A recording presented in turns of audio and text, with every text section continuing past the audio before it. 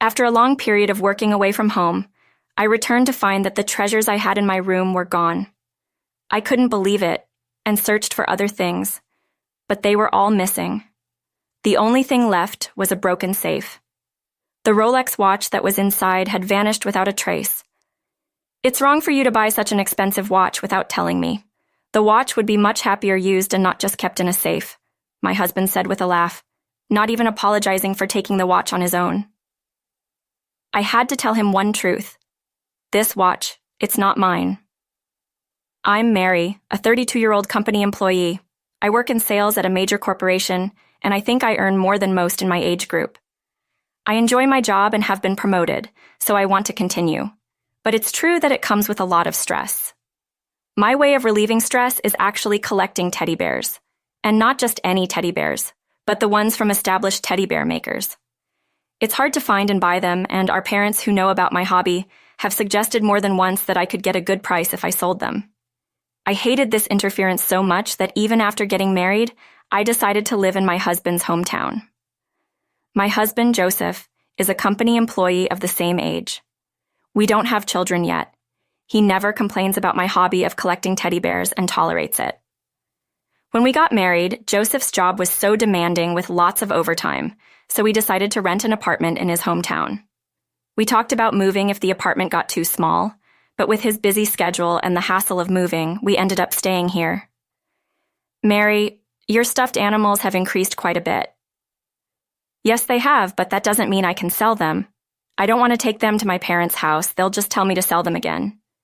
Joseph, who usually says nothing about my hobby, brought up this unusual topic. About that, do you remember my friend Stephen? Stephen, the one who came to our wedding? I barely remembered Stephen as Joseph's classmate from his student days who had attended our wedding. Yeah, that's Stephen. Turns out he runs a storage facility nearby. How about we store them there? He says he can give us a bit of a discount. Really? Then let's ask him to do that. The discussion was settled, and I decided to store my teddy bears in a storage facility run by Joseph's friend. Sometime later, my company asked me to go to another state as the head of a new branch. I was happy about the promotion, but I also had to consider Joseph's job. After discussing it with my company, it was agreed that instead of relocating, I would work away from home for a 2-year period. Initially, I made sure to return home once a month. However, as I got busier with my new job and we both got used to living apart, combined with the increasing travel costs, I gradually stopped going home. We still kept in touch via phone and text, but after a year, Joseph sometimes didn't respond, and our communication decreased. After 2 years of working away, my job was going well, and my company wanted me to stay, but I couldn't live apart from Joseph forever. Thinking that he must be waiting for me, I explained the situation to my company and decided to return home. The day before returning, I said, I managed to get a flight for tomorrow during the day. I'll be back then. The moving stuff will be sent later. Got it. I can't pick you up because of work, but take care. After this exchange, I flew home the next day. When I returned to the apartment, the living room and my room were tidier than I expected. It's cleaner than I thought. Joseph must have cleaned up. Wait, where are the teddy bears that were here? Maybe he put them in the storage room. My favorite teddy bears that used to decorate my room were missing. I thought maybe Joseph, considering the dust they might gather over 2 years, had stored them in the storage room, so I decided to go there to retrieve them. Inside, I was shocked by an unexpected scene. Not a single one of my teddy bears was there. They were all gone, even the dust covers. The only thing left in the storage room was a forcibly opened and broken portable safe. When I hurriedly called the manager, a man, not Stephen, introduced by Joseph, answered. For the past 2 years, a man has been coming and going from the storage room. Stephen, the manager, stepped out today and I'm covering for him. I had many questions for Stephen, but resigned myself to asking Joseph about the situation. If Joseph had no idea either, I would need to report it. So, before leaving, I took some photos of the storage room. After a while, Joseph came home. The first thing I thought upon seeing him was, has his face changed? He wasn't fatter, but something about his hairstyle, hair color, and the way his eyebrows were groomed. His whole demeanor seemed like a different person. Without much of a greeting, I immediately asked about the teddy bears. Hey, Joseph, do you know what happened to my teddy bears? The storage room was empty. Calm down, Mary. I disposed of the stuffed animals. Disposed? You didn't throw them away, did you? Joseph looked at me, smiled, and shook his head. No, I sold them. Remember what your mama said? That these brand teddy bears could be sold for a high price. I had an appraiser come to the storage room and he was amazed. I've never seen so many well-preserved famous brand teddy bears. Sold them for way more than the prices listed on their website. I could only stare at Joseph in disbelief. He seemed like a completely different person from last time we met. He sold the teddy bears I cherished without my permission. I didn't want to believe it, but seeing Joseph smiling and happy made it all too real. Wait, why did you sell them? You knew they were my precious teddy bears that I'd been collecting for so long, right?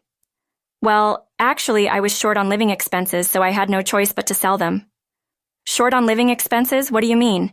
You have a job, and I've been sending the rent every month, haven't I? There were times when I didn't have enough money for entertainment expenses. Joseph said this with a smirk, showing no remorse.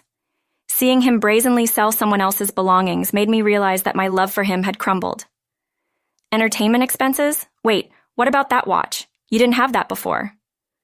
Oh, this? My old one broke, so I bought a new one. I was shocked to see the gleaming watch face. It was the $2,000 watch Joseph had mentioned before. You sell my teddy bears because you're short on living expenses, yet you buy a $2,000 watch for yourself? You should use that money for living expenses. Don't be so mad. Having a good watch means I won't be looked down upon by clients. This attitude made me suspect that he was also behind the broken portable safe. I asked him about it, and my face turned pale. Hey, there was a broken portable safe in the storage room. Don't tell me you sold its contents too. You did, didn't you? How could you do such a thing? It would be suspicious that there was only a safe among the teddy bears, right? It was a simple portable safe, easy to open with a hammer. And can you really say anything about my watch? You had hidden a ridiculously expensive Rolex. Keeping that watch locked up in a safe is pitiful. I sold it to someone who would actually use it. I couldn't understand what Joseph was saying anymore. Still, I asked the question that bothered me the most. How did you even get into the storage room in the first place? I made sure only I could enter to prevent my parents from taking anything, and I always had the key with me, so you shouldn't have been able to get in. That key? I borrowed it from Stephen. It's fine, we're married after all. You also bought such an expensive watch without telling me, so it's fair. I sighed deeply and looked at Joseph. The smirk Joseph was not the kind, loving husband I knew. Having suddenly acquired a large sum of money, Joseph's personality seemed to have changed completely. I don't know where to start. That watch, it wasn't mine. It belonged to my close friend Dorothy. She was entrusted with it by her grandfather as an inheritance before going overseas. The watch Joseph had sold was a valuable heirloom given to my best friend Dorothy by her grandfather. Taking it overseas or leaving it in an unattended house both posed risks of theft, so we placed it in a trunk room in Joseph's hometown, far from where we lived, and locked it in a safe for triple security. I thought that by taking the keys with me while on my solo assignment, no one would be able to enter. I never imagined the building manager would give out a spare key. It must have sold for a high price. I saw online that it could fetch up to $115,000. It was so valuable that I hid it in a trunk room known only to me in this area to prevent theft. To think that you broke into the safe and sold it, what should I do? Quit your nagging. It's partly your fault for not explaining it. It has nothing to do with me. It's your fault for showing off and hiding it. Joseph retorted, putting the blame on me. That day he was too angry to speak further. I intended to have Joseph compensate for it, but first I needed to apologize to Dorothy. Though she had just returned from abroad and was likely busy, I was fortunate to reach her by phone immediately. Dorothy, it's been a while. Sorry for the call during a busy time, but I have something important to apologize for. Actually, my husband sold your precious watch without permission. It was properly stored in the trunk room and safe, but he knew the storage manager and got in without permission. What? He went in the trunk room without telling you? But the safe was locked and I have the key. He said he broke it open with a hammer. I'm so sorry. I can't afford to buy an equivalent watch with my savings right now, but I promise to repay the money even if it takes time. Upon hearing my voice, Dorothy said, I'll come over tomorrow and hear the details. For now, just rest well and calm your mind. Even though she told me to rest, I had no appetite and couldn't even imagine being able to sleep. Seeing Joseph eating and sleeping as he pleased brought tears to my eyes. The next day, without a wink of sleep, Dorothy arrived at our house at 8 a.m. Good morning, Mary. Is it okay if I talk to Joseph? Dorothy asked, showing a strained smile. Of course. Come in. I invited Dorothy inside. Joseph, having woken up early, grumbled, Can I get some rest on my day off? It's rude to come this early in the morning. The one being rude is you, selling my watch without permission, Dorothy shot back. Joseph, facing Dorothy's anger, apologized. I didn't know it was that important. I'm sorry. But Dorothy wasn't satisfied. Even if you didn't know it was mine, it's wrong to steal and sell someone else's belongings. Compensate for my watch and Mary's teddy bears. I'm sorry, but I don't have any money. I really have nothing. What do you mean you have no money? You're wearing an expensive watch. If you sold that, it should cover at least a few teddy bears. How could you be struggling so much that you needed to sell your wife's belongings? When Dorothy pressed him, Joseph uncomfortably tried to blame me. But when Dorothy responded with a puzzled, What? So demanding? Say that again? She became increasingly assertive and finally turned visibly upset. There's nothing left to sell for compensation. Even this watch still has payments due on it. What do you mean by other things? No way, I said. I hurried back to my room and checked my desk. My laptop and other items were gone. I had been crying in my room since I returned home yesterday, so if Joseph had taken them, it must have been before I got back. Joseph, did you sell my laptop too? What's going on here? We need a clear explanation. Pushing Dorothy aside, I grabbed Joseph by the collar.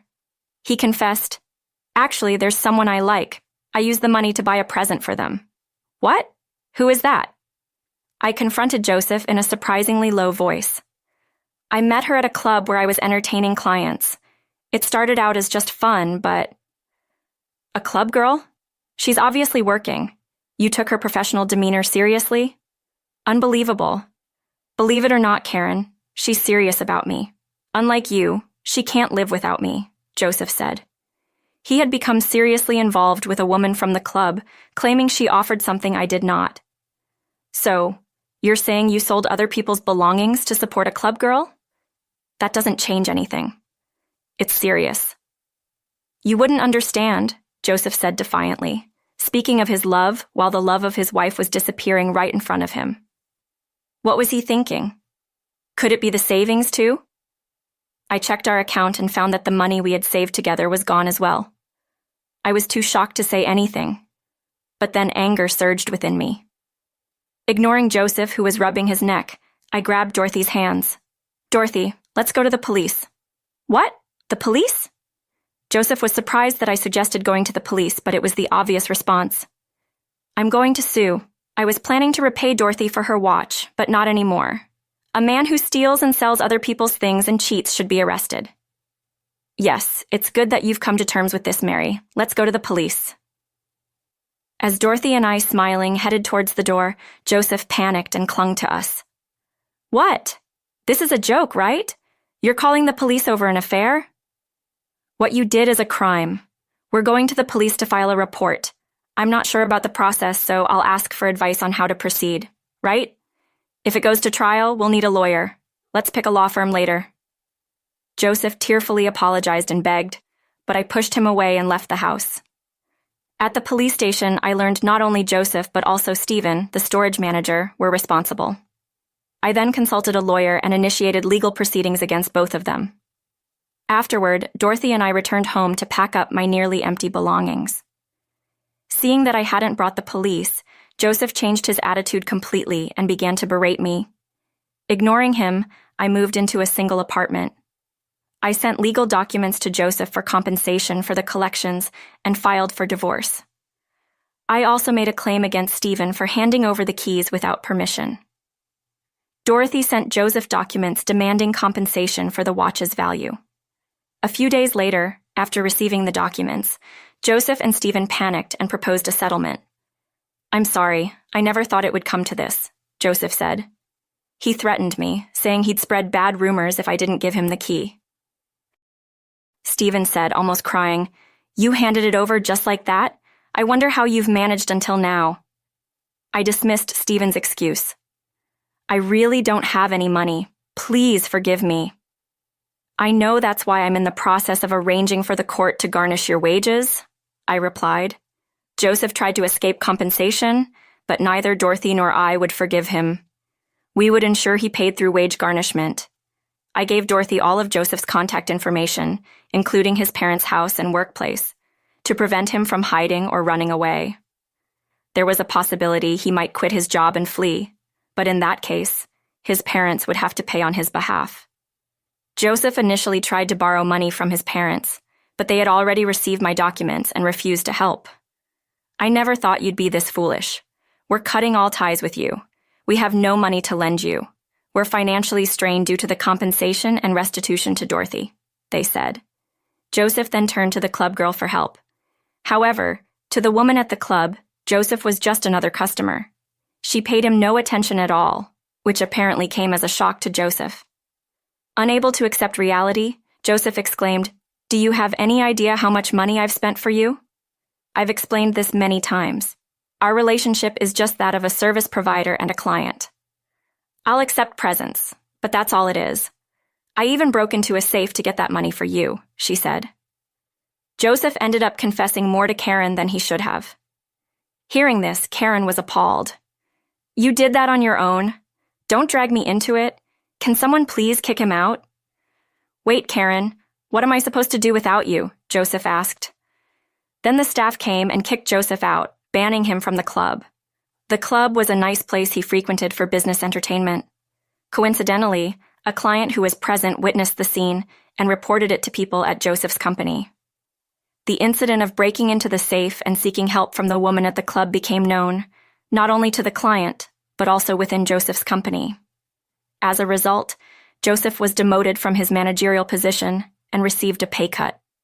Known for selling his wife's belongings and getting serious about a club girl, only to be dumped and divorced, Joseph was completely ignored by the female employees. He lost his place at the company and continued to pay off his debts with his reduced salary. I wondered whether it was lingering feelings for Karen or just cowardice on his part. It seems he doesn't have the courage to quit his job and flee somewhere far away, so he's been making the payments regularly.